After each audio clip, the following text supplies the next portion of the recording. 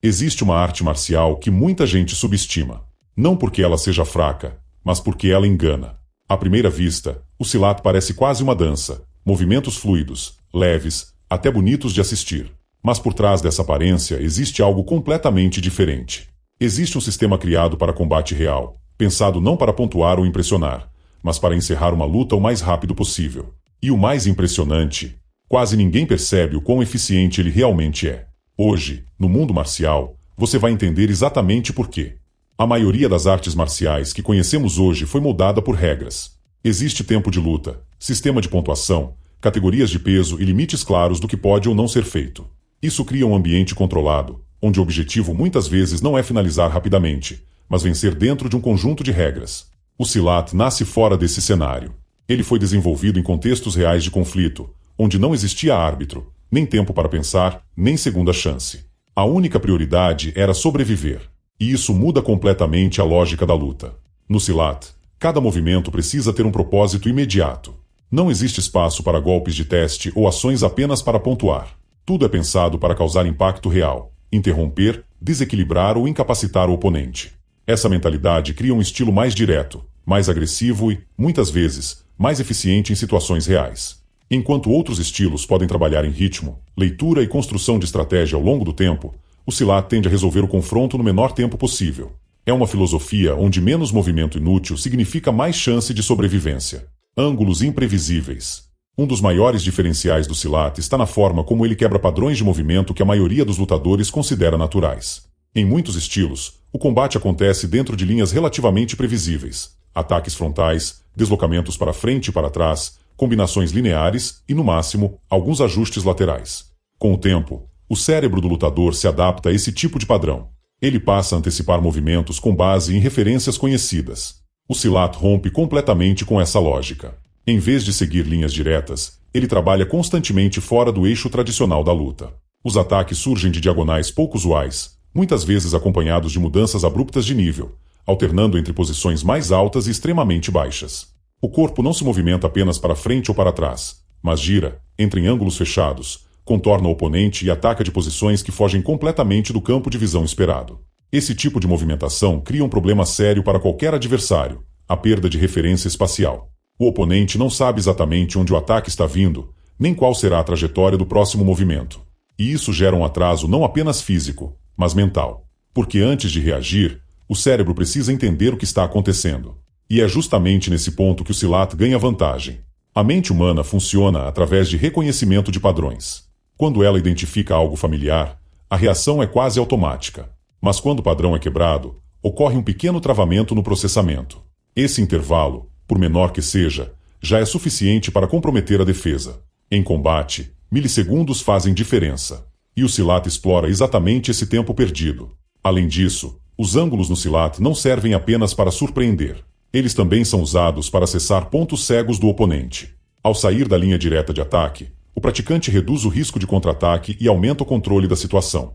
Ele não está apenas atacando, está reposicionando o combate a seu favor. Outro detalhe importante é que esses ângulos frequentemente vêm combinados com manipulação do corpo do adversário. Ou seja, não é apenas o lutador de Silat que se move de forma imprevisível, ele também força o oponente a sair do eixo, criando ainda mais desorganização.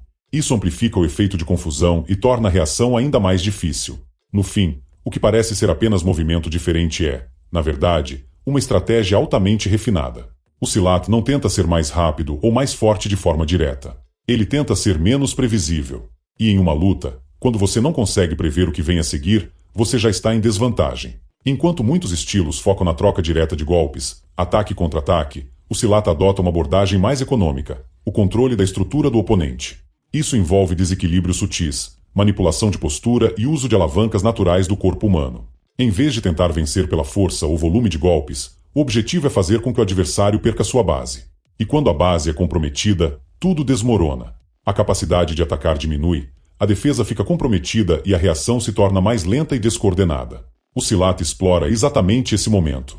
Muitas vezes, o que parece um movimento simples é, na verdade, uma sequência de microajustes que tiram completamente o controle do outro. Isso explica por que o estilo pode parecer leve ou até discreto, mas na prática é extremamente eficiente. Ele não luta contra a força do oponente, ele usa a própria estrutura dele contra ele. No Silat, A luta não é dividida em etapas rígidas como trocação, queda e finalização. Tudo acontece em continuidade. Essa fluidez é resultado de um treinamento que conecta movimentos em cadeia, permitindo que uma ação leve naturalmente à próxima. Um ataque pode se transformar em uma entrada para desequilíbrio, que imediatamente evolui para uma queda e, sem interrupção, para um controle ou finalização. Essa ausência de pausa é um dos pontos mais difíceis de lidar. Em muitos estilos, existe um pequeno intervalo entre uma ação e outra, um momento de leitura, ajuste ou reposicionamento. No Silat, esse intervalo praticamente não existe. Isso reduz drasticamente o tempo de reação do oponente, que é forçado a lidar com múltiplas ameaças em sequência. E quanto mais contínua é a pressão, maior a chance de erro. É nesse fluxo constante que o Silat constrói sua eficiência, não dando espaço para o adversário se reorganizar. Um fator essencial para entender o Silat é sua origem ligada ao uso de armas. Diferente de muitos estilos que evoluíram exclusivamente como combate desarmado, o Silat foi desenvolvido considerando cenários onde armas eram comuns. Isso cria uma mentalidade completamente diferente. Quando existe a possibilidade de uma lâmina ou objeto envolvido, cada movimento precisa ser mais preciso, mais econômico e mais consciente. Essa mentalidade permanece mesmo quando o treino é desarmado. O praticante aprende a evitar exposição desnecessária, a reduzir movimentos amplos e agir de forma mais direta. Não há espaço para desperdício. Cada ação precisa ter intenção clara. Isso gera um tipo de eficiência muito específica, menos volume, mais impacto. Em vez de depender de múltiplas tentativas, o foco é fazer cada ação contar. Beba Silat. Dentro do Silat existe um conceito que representa o nível mais alto de compreensão do sistema, o Beba Silat. Beba significa liberdade, mas essa liberdade não é ausência de técnica, é domínio dos princípios. O praticante deixa de depender de sequências decoradas e passa a reagir de forma espontânea, guiado pela leitura do momento. Isso transforma completamente a dinâmica do combate. Em vez de aplicar técnicas pré-definidas, o lutador se adapta continuamente ao comportamento do oponente. Cada movimento é uma resposta direta ao que está acontecendo, o que torna o estilo extremamente imprevisível. Não existe padrão fixo, não existe repetição óbvia. Existe adaptação constante. Mas alcançar esse nível não é simples. Exige sensibilidade, timing, experiência e, principalmente, compreensão profunda dos fundamentos. Sem isso, a liberdade vira desordem. É por isso que poucos conseguem aplicar o Beba Silat de forma eficiente. Mas quando conseguem, o resultado é um estilo difícil de antecipar e ainda mais difícil de neutralizar. Porque no fim, não se trata de executar técnicas, se trata de entender o combate em tempo real. Apesar de todas essas qualidades, é importante manter uma visão realista. O Silat não é automaticamente eficiente apenas por existir. Sua eficácia depende diretamente da forma como é treinado. Sem resistência real, sem adaptação a diferentes cenários e sem contato com pressão de combate, qualquer arte marcial perde sua aplicabilidade. Além disso, existem variações dentro do próprio Silat. Algumas escolas mantêm um foco mais cultural ou tradicional, o que pode limitar o uso em contextos modernos. Outras adaptam o sistema para situações mais próximas da realidade atual. Isso significa que o resultado final não depende apenas do estilo, mas do método de treino, da consistência e da experiência do praticante. No fim, o que define a eficiência não é o nome da arte marcial, é a forma como ela é colocada à prova. No final, o que torna o Silat tão eficiente é a combinação de fatores: imprevisibilidade, controle, fluidez e uma mentalidade voltada para o combate real. É uma arte que parece leve por fora, mas extremamente direta e perigosa na prática.